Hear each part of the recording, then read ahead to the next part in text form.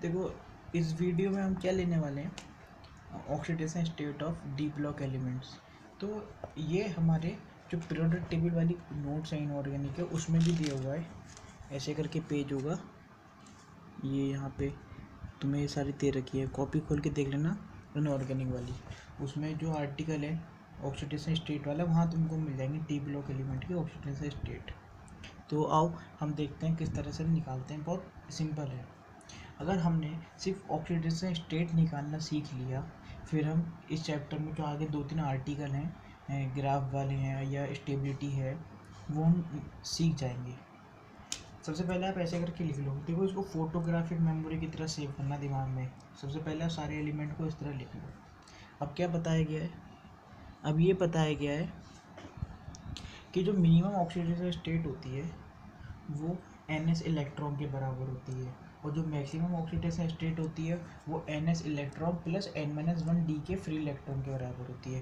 कहने का क्या मतलब है, तुमने देखा होगा जो डी ब्लॉक एलिमेंट होते हैं उनकी कॉन्फ़िगरेशन कैसे होती है, ऐसी तो होती है 4s2 3d1, फिर अगले एलिमेंट की होगी 4s2 3d2, इस तरह से होगी ना। तो बस क्या है, जो मिनिमम है ऑक्सीडेशन स्टेट वो कौन सी पॉसिबल है, एस के अंदर जितने इलेक्ट्रॉन है, कितने इलेक्ट्रॉन, 2। तो मिनिमम कितनी होगी, 2। और मैक्सिमम कितनी हो गई, ये एस वाले और डी के अंदर जितने फ्री हैं यानी 1, तो मैक्सिमम कितनी होगी, 3। ऐसे करके यहाँ पे मिनिमम कितनी हो जाएगी, इस एलिमेंट के लिए मिनिमम हो जाएगी +2 और मैक्सिमम हो जाएगी 2। और इसके कितने फ्री हैं, इसके फ्री नहीं, एस के तो सारे ले लो, और डी के सिर्फ फ्री वाले 2, 2 और 2 4, ये 4 हो जाएगी मैक्सिमम। ऐसे करके निकाला जाता है। तो अब हम इन सारे एलिमेंट्स की लिखने वाले हैं। जैसे स्कैंडियम है, बताओ स्कैंडियम की कॉन्फ़िगरेशन क्या होती है, 4s2 3d1 होती है ना। तो इसकी मिनिमम कितनी हो जाएगी, एस वाली 2, इसकी 2 हो जाएगी मिनिमम, और मैक्सिमम कितनी हो जाएगी, 2 और 1 3, प्लस का 3। क्लियर। उसी तरह टाइटेनियम की मिनिमम कितनी हो जाएगी, प्लस का 2, और मैक्सिमम कितनी हो जाएगी, प्लस का 4। मिनिमम प्लस का 2, मैक्सिमम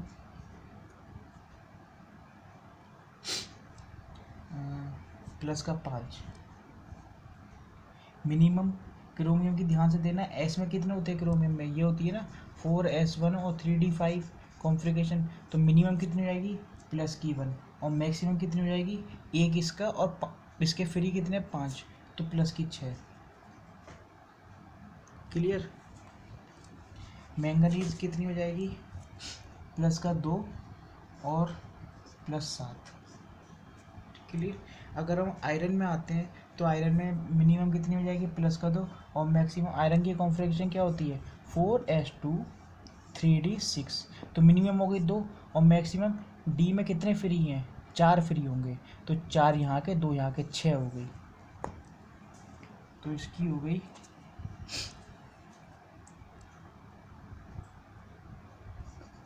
+6, इसकी +2 से +5, +2 से +4। कॉपर की याद करो कितनी होती है, 4s1 3d10, ये होती है ना। तो मिनिमम कितनी होगी, +1। ठीक है। और जिंक की कितनी हो गई, +2। क्लियर ये बात। बस ये अपन ने बना ली, ये हमने रूल के अकॉर्डिंग बना ली, और यही होती है। बस इसमें ना हमको कुछ चेंजेस करने हैं। चेंजेस मतलब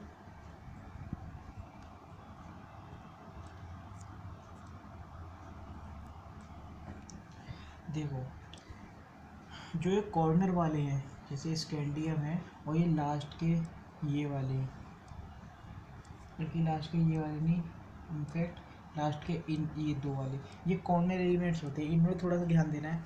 स्कैंडियम में इस पे गोला मारो, +3 वाली पे, ये +2 एग्जिस्ट नहीं करती।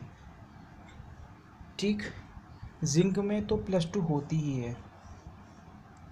कॉपर में हमने सिर्फ +1 सीखी है, लेकिन अपने पास से जोड़ लो, +2 बॉक्स बना दो। ठीक है। निकेल में +2 के ऊपर बॉक्स बना दो। बस हमने कुछ चेंजेस कर रहे हैं कॉर्नर के एलिमेंट्स के ऊपर। क्या, स्कैंडियम में +2 वालों को काट दो, वो एग्जिस्ट नहीं करती है। इसमें कॉपर में +2 ही है तो ये कि एक ही है एग्जिस्ट करती है, यही स्टेबल वाली होगी। कॉपर में +1 हमने सीखी थी रूल के अकॉर्डिंग, इस वाले के अकॉर्डिंग। एक अपने पास से +2 जोड़ दी, जो हमारे उसमें नहीं थी लेकिन अपने पास से जोड़ दी। निकल में +2 से लेके +4 तक एग्जिस्ट करती है, तो इसमें +2 वाले को बॉक्स बना दो कि ये ज़्यादा स्टेबल होगी। इसका हम रीज़न समझेंगे कि हमने क्यों ऐसा किया है, और इसका भी रीज़न, इन सब का रीज़न है कि इनमें से हमने स्कैंडियम के +3 वाली को अच्छा क्यों माना, निकल के +2 को अच्छा क्यों माना, कॉपर के +2 को अच्छा क्यों माना, और जिंक के +2 को अच्छा क्यों माना।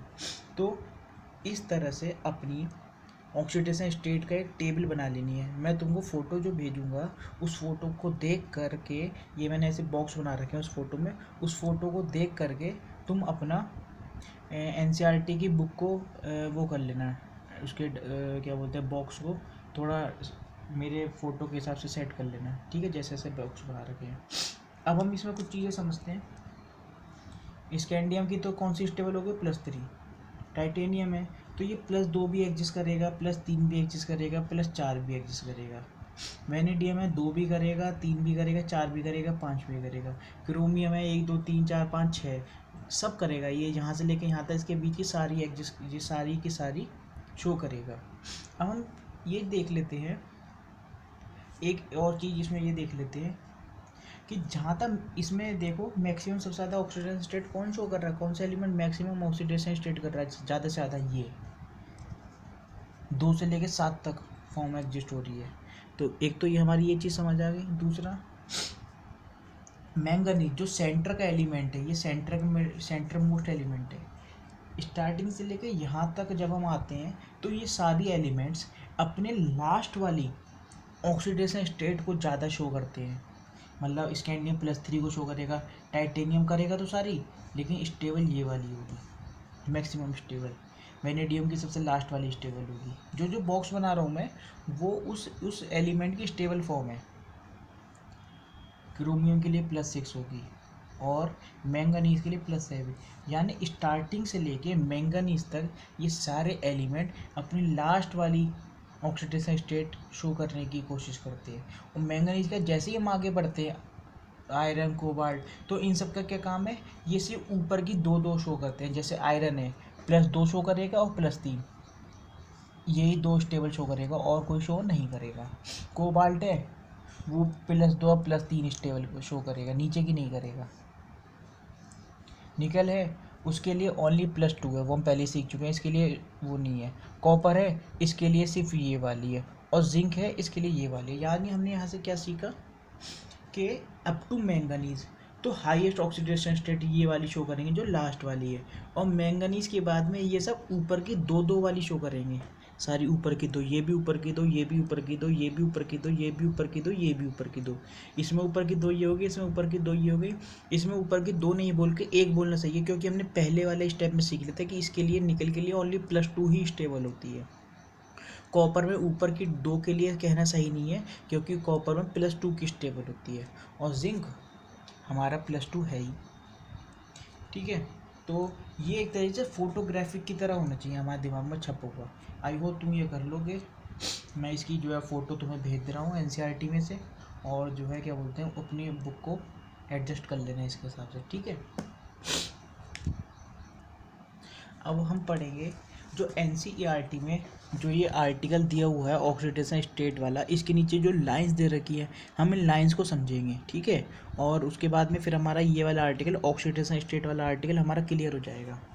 तो अब लाइन को समझो, मैं ऊपर से लाइन पढ़ना शुरू कर रहा हूँ और एक्सप्लेन कर रहा हूँ तो तुम्हें समझ आ जाएगा, ठीक। अभी थोड़ा सा पॉज ले लो, और जो मैंने अभी ऊपर ये टेबल बनवाना सिखाया है ऑक्सीडेशन स्टेट की, उसको नोट्स उसको पहले देखो समझो, और उसके बाद में ये जो मैंने अब जो मैं तुम्हें लाइंस बताने वाला हूँ सिखाने वाला हूँ, फिर इनको समझना, फिर तुम्हारे एकदम क्लियर हो जाएगी। सबसे पहले यही पेज नंबर 216 पे NCERT की बुक में जो टेबल 8.3 दे रखी है, उस टेबल 8.3 के नीचे सबसे पहले यही लाइन पढ़ो, मैं उसको समझाता हूँ, मैं एक एक लाइन समझा रहा हूँ। The element which give the greatest number of oxidation state occur in or near the middle of series. ये कह रहे हैं कि जो एलिमेंट सबसे ज़्यादा ऑक्सीडेशन स्टेट शो करता है वो पूरी सीरीज के मिडिल में लाई करता है। तो सही तो बात है, मैंगनीज करता तो है, बात खत्म। ये लाइन क्लियर। आगे इन्होंने मैंगनीज के बारे में दे रखा है। अब इसके आगे इन्होंने एक बात बोल रखी है, द लेसर नंबर, लाइन देखो, the lesser number of oxidation states at the extreme end stems from either too few electrons to lose or too many d electron for higher valency. इसका क्या मतलब है, ये कहना चाह रहे हैं कि जो कॉर्नर के एलिमेंट्स हैं यानी स्कैंडियम हो गया और ये आखिरी के 3 हो गए, ये बहुत छोटी ऑक्सीडेशन स्टेट शो करते हैं। इसका क्या रीज़न हो सकता है, इसका रीज़न ये हो सकता है कि जो है या तो उनके पास में बहुत कम इलेक्ट्रॉन हो शेयर करने के लिए, बात सही है। स्कैंडियम के केस में देख लेते हैं। स्कैंडियम के केस में क्या होता है कि 4s2 3d1 होता है। तो इसके पास में है कितने, 2 इलेक्ट्रॉन ये है, 1 इलेक्ट्रॉन ये है शेयर करने के लिए। तो बस ये 3 इलेक्ट्रॉन ही है, इसलिए सिर्फ 3 तक ही शो कर पाता है, इससे ज़्यादा कर नहीं पाता। तो वही वाली बात हो गई कि it has few electron to share, ठीक है। और इधर वाले एलिमेंट्स के लिए कम ऑक्सीडेशन स्टेट शो करने का क्या रीज़न है कि इनके पास में 4s2 3d10 to many d electron है। और जब टू मैनी डी इलेक्ट्रॉन्स होंगे तो क्या होगा कि डी के फ्री इलेक्ट्रॉन कम होंगे, और जब डी के फ्री इलेक्ट्रॉन ही कम होंगे तो ऑक्सीडेशन स्टेट ज़्यादा शो हो ही नहीं पाएगी। इसलिए ये बात सही है कि कॉर्नर के एलिमेंट कम ऑक्सीडेशन स्टेट शो करते हैं। रीज़न क्या है कि या तो उनके पास में बहुत कम इलेक्ट्रॉन है शेयर करने के लिए for in case of scandium, या उनके पास में बहुत ज़्यादा इलेक्ट्रॉन है और बहुत ज़्यादा इलेक्ट्रॉन होने की वजह से अनपेड इलेक्ट्रॉन होते ही नहीं और वो हाई ऑक्सीडेशन स्टेट शो ही नहीं कर पाते, फॉर एग्जांपल कॉपर और जिंक के अंदर, ठीक। अब अगली लाइन समझते हैं। अगली लाइन क्या दे रखी है, अगली लाइन उन्होंने देखे, दस early in the scandium second is virtually unknown and titanium 4 is more stable then titanium 2 and 3। तो देखो जो मैंने तुम्हें ये टेबल बनवानी सिखाई है, अगर तुमने इसको फोटोग्राफी मेमोरी की तरह याद कर लिया फिर ये सारी लाइन तुम्हें समझ आएंगी। ये क्या कह रहे हैं, स्कैंडियम में सेकंड स्टेट पॉसिबल ही नहीं है। तो हाँ भैया ये तुमने पहले कटवा दिया था, पॉसिबल नहीं है। कौन सी पॉसिबल है, इसका रीज़न देना रह गया है, अभी दूंगा। स्कैंडियम में हमने तो सीखा ही था सेकंड पॉसिबल नहीं होती है, कौन सी पॉसिबल होती है, +3 होती है। और इन्होंने क्या कहा, टाइटेनियम के अंदर 4 वाली ज़्यादा स्टेबल होती है कंपेयर टू 3 और 4 के। तो हाँ हमने सीखा तो था, ये बॉक्स बनाए तो थे ऐसे करके, ये बॉक्स बनाए तो थे। तो हाँ अगर हमें ये टेबल याद है तो हम याद कर लेंगे, हाँ भाई टाइटेनियम में +4 ज़्यादा स्टेबल होती है 2 और 3 के कंपेयर में। सही बात है, कोई नई चीज़ नहीं है समझने, ठीक। अब मैं स्कैंडियम का एग्जांपल देता हूँ। स्कैंडियम में +2 क्यों स्टेबल नहीं होती है, ये एग्जिस्ट ही नहीं करती बल्कि +3 करती है। रीज़न क्या है, स्कैंडियम की जो कॉन्फ़िगरेशन होती है वो होती है एर्गन 18 होता है ना इसका, फिर आता है 4s2 3d1, ऐसे करके 21 होता है इसका एटॉमिक नंबर। ये स्कैंडियम की कॉन्फ़िगरेशन होती है। तो तुम देखो अगर ये +2 शो करता तो एक इलेक्ट्रॉन डी का गायब करते और एक एस का गायब करते, हमारे पास में 4s1 रह जाता। तो +2 जब हम बनाते तो 4s में कॉन्फ़िगरेशन होती, और अगर हम +3 बनाने की कोशिश करते तो ये तीनों गायब कर देते और हमारी कॉन्फ़िगरेशन क्या हो जाती, नोबल गैस वाली कॉन्फ़िगरेशन अचीव हो जाती।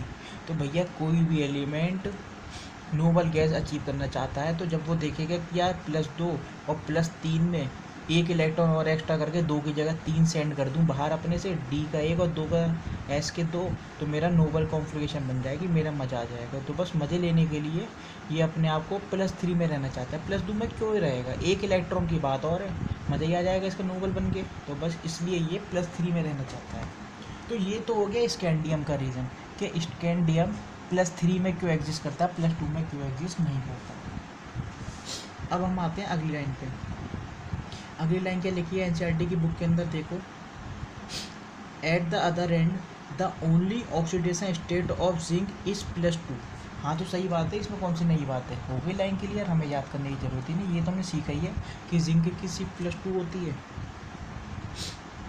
The maximum oxidation state of reasonable stability correspond in the value to the sum of S and D electron up to manganese, followed by a rather abrupt decrease in the stability of higher oxidation state so that the typical species to follow। भाई simple सी ये जो उन्होंने ऊपर line कही है, जो हम जान ही रहे हैं कि मैंगनीज तक S और D के इलेक्ट्रॉन को काउंट किया जाता है, ऐसे करके ये मैक्सिमम शो करते हैं 3 4 5 6 7, और मैंगनीज के बाद में कम ऑक्सीडेशन स्टेट दिखना शुरू हो जाता है, क्योंकि इनके अंदर डी के जो इलेक्ट्रॉन होते हैं वो कम खाली होते हैं, ज़्यादा से ज़्यादा पेयर होते हैं ना, और हमें चाहिए अनपेयर, इसलिए इनकी कम होती है। तो इन्होंने देखो, इन्होंने आयरन की +2 +3 स्टेबल बताई है, तो हमने सीखा हुआ ही है। मैंगनीज के बाद में 2-2 बॉक्स बनाते चले जाओ सबके, 2-2 बॉक्स बनाते चले जाओ सबके, निकल का सिर्फ एक बॉक्स बनेगा, बाकी कॉपर का एक बॉक्स बनेगा, बाकी ये सबके 2-2 बॉक्स। तो इन्होंने क्या क्या, आयरन की 2 और 3 होती हैं, हाँ एनसीईआरटी की लाइन में जो लिखा है 2 और 3 सही है। अगला कोबाल्ट के ऊपर 2 और 3 बना रखा है, हाँ कोबाल्ट की 2 और 3 स्टेबल होती है। निकल की ओनली 2, हाँ निकल की ओनली 2, मैं बुक में से देख के बता रहा हूँ, बुक में लिखा हुआ है ये कि आयरन की 2 और 3 होती है, कोबाल्ट की 2 और 3 होती है, निकल की 2 होती है, कॉपर की 1 और 2 होती है, ठीक। और बल्कि इस पर दोनों बॉक्स बनेंगे, और जिंक की ओनली 1 होती है, ये तो हमने सीखा ही है। तो बस एनसीईआरटी की लाइन हमारी पूरी। अगला आते हैं, the variability of oxidation state a characteristic of transition element arise out of incomplete filling of D orbital in such a way that their oxidation state differ from each other by unity. This is contrast to the oxidation state of non transition element. ये क्या कहना चाह रहे हैं, ये मैंने तुम्हें last year भी समझाया था।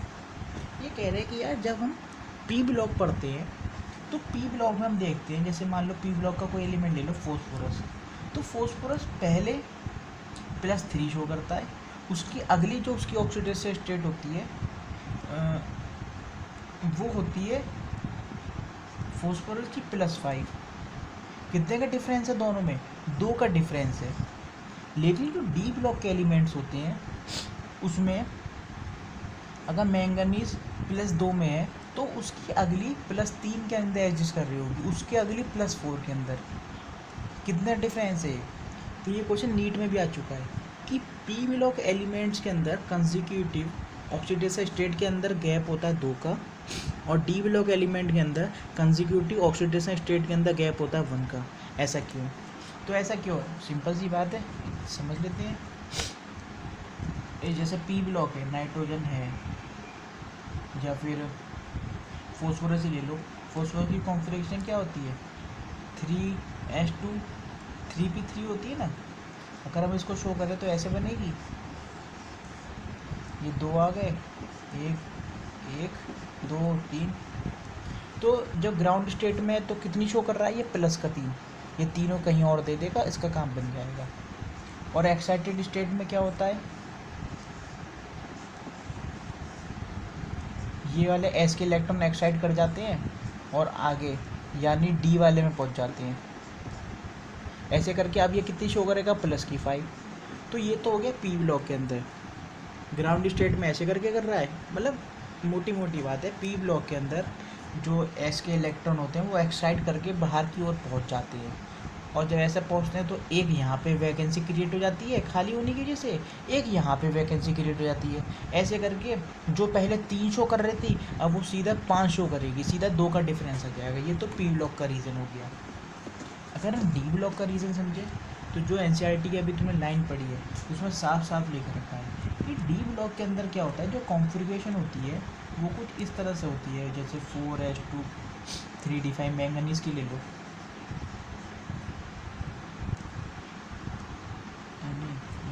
जैसे आप ले लो, मतलब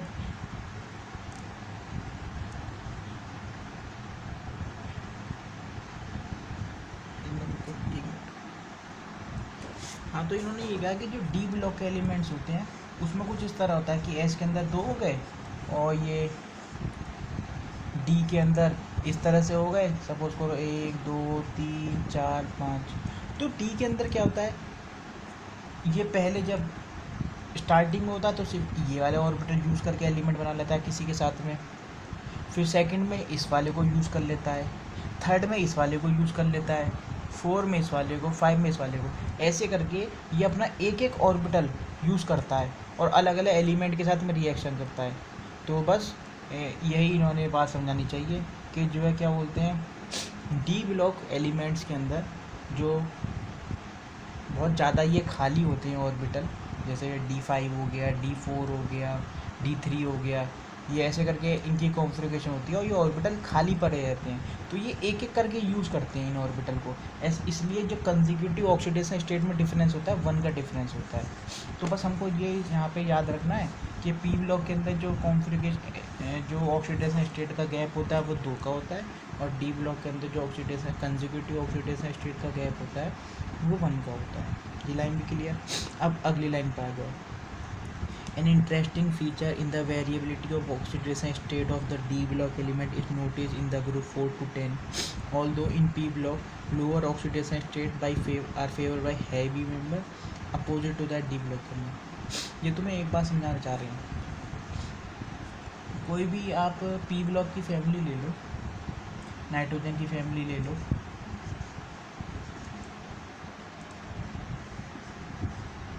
ठीक है। तो इसमें क्या होता है, जो हाई ऊपर वाले एलिमेंट होता है, जैसे ये करेगा +3 शो, जैसे जैसे नीचे आएंगे +5 प्लस ये तब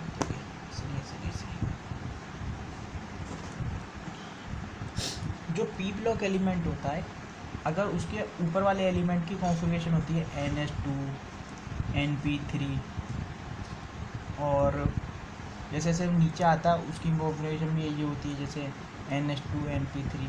तो मैं तुम्हें पी ब्लॉक में सिखाया था, और वो ये जो अभी इनऑर्गेनिक के जो तुम ये नोट्स पढ़ोगी जहाँ पे ये टेबल दी हुई है ऑक्सीडेशन स्टेट वाली, उसी के 1-2 पेज पहले तुमको मैंने वो पढ़ाया था, क्या बोलते हैं, इनर्ट पेयर इफेक्ट।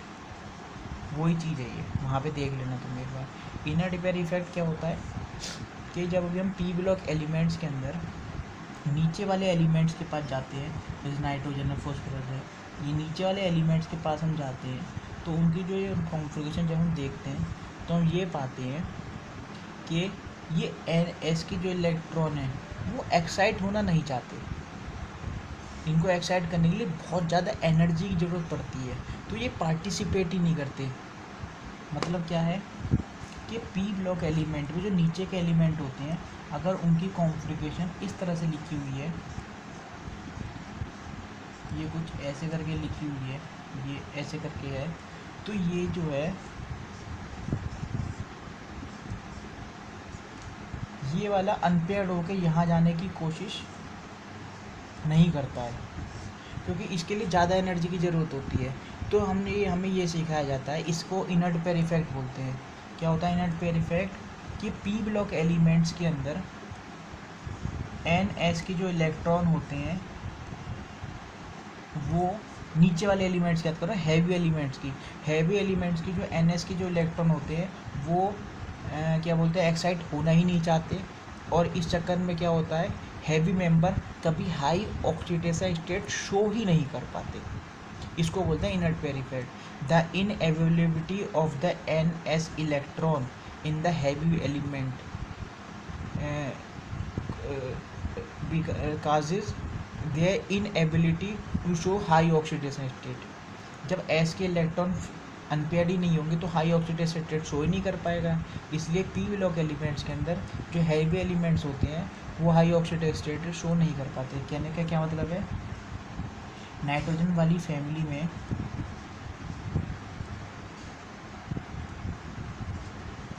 अगर कॉन्फ़िगरेशन NH2 और NP3 होती है तो नाइट्रोजन और फॉस्फोरस तो जो है क्या बोलते हैं, ये फॉस्फोरस तो +5 शो कर लेगा, क्योंकि इसके केस में NH2 के इलेक्ट्रॉन एक्साइट हो जाएंगे।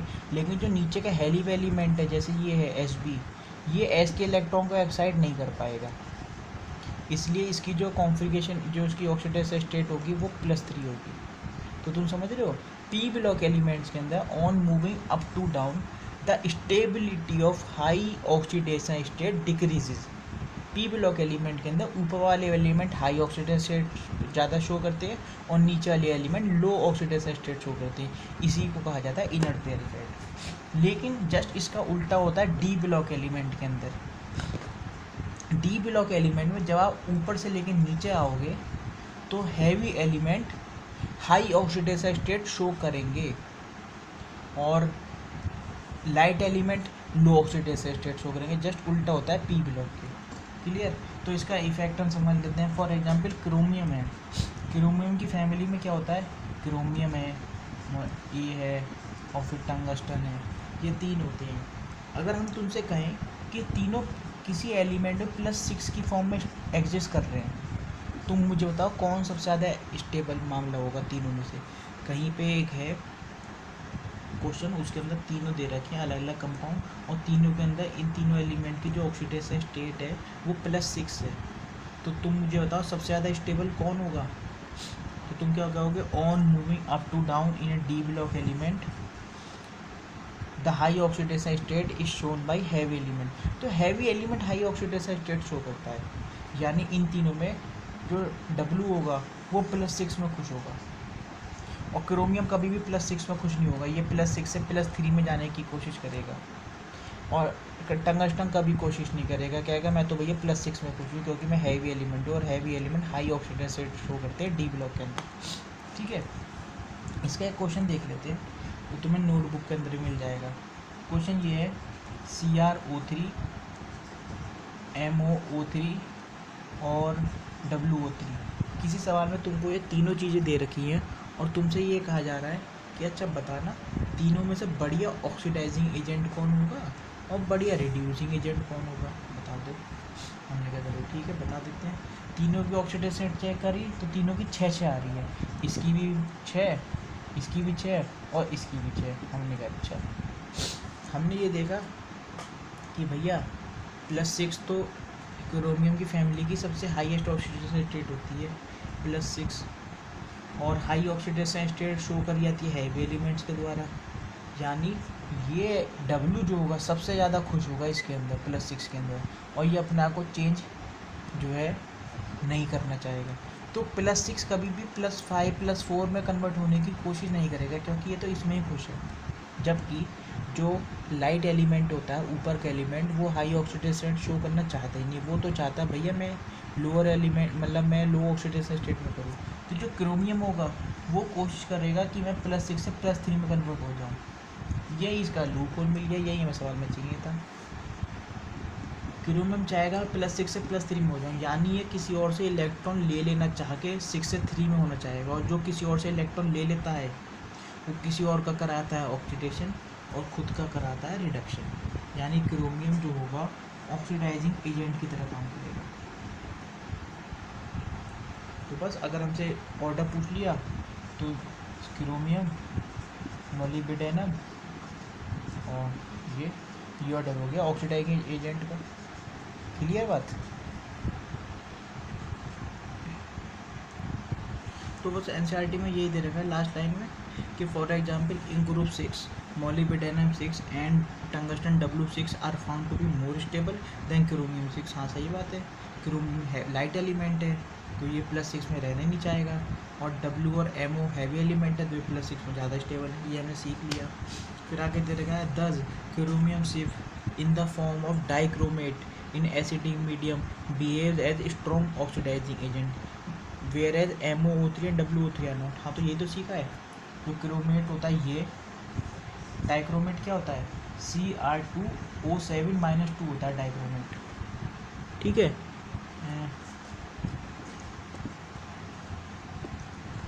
ये होता है डाइक्रोमेट Cr2O7 - 2। ये किस इसकी ऑक्सीडेशन स्टेट क्या होती है +6 होती है। तो बस ये तो कहना चाहे कि जो क्रोमियम होता है डाइक्रोमेट के अंदर में वो बढ़िया ऑक्सीडाइजिंग एजेंट होता है। हाँ सही बात है, +6 है, +6 अपने आप को +3 में कन्वर्ट करना चाहेगा, किसी और से इलेक्ट्रॉन ले लेगा, और जो किसी और से इलेक्ट्रॉन लेता है वो खुद का रिडक्शन कराता है, किसी और को ऑक्सीडेशन कराता है, और खुद क्या कहलाता है, ऑक्सीडाइजिंग एजेंट। तो हाँ बात सही है, क्रोमेट क्या होगा, बढ़िया ऑक्सीडाइजिंग एजेंट होगा। पूरी बात समझ। Last line, low oxidation state are found complex, ये हम जानते हो कॉम्प्लेक्स कंपाउंड जो होते हैं उसके अंदर इन एलिमेंट की लो ऑक्सीडेशन स्टेट पॉसिबल होती है। तो अगर पूछ ले कि D block element lower oxidation state कब शो करते हैं, तो कोऑर्डिनेशन कंपाउंड में शो करते हैं। हम जानते हैं जैसे निकल NiCO4 हो गया, FeCO5 हो गया, इसमें इनकी ऑक्सीडेशन स्टेट क्या होती है, 0 होती है। क्लियर। तो ये वाला तुम्हारा ऑक्सीडेशन स्टेट वाला आर्टिकल पूरा हो गया।